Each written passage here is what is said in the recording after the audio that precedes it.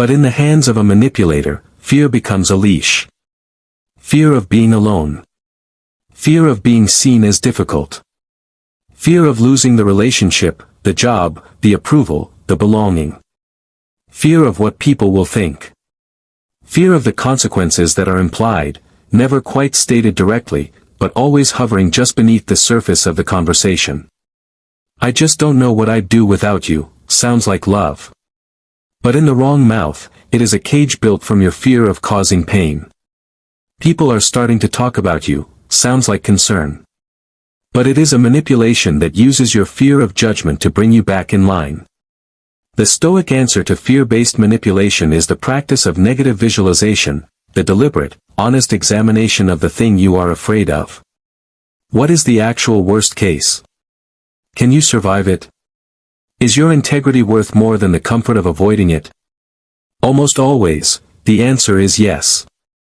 Door 3, the need for approval. This is the quietest door. And for many people, the most dangerous one. Because the need for approval is so deeply woven into the human experience that most people don't even recognize it as a vulnerability. It just feels like caring what people think. It just feels like being a considerate person. It just feels like wanting to be loved. And it is those things. But it is also a door.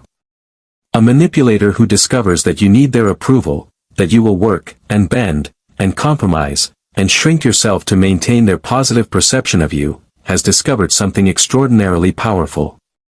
They don't even have to threaten withdrawal. They just have to withhold warmth at the right moment. A cooler tone. A shorter response. A pointed silence. And watch how quickly you adjust your behavior to win it back. The Stoics called this the tyranny of external validation.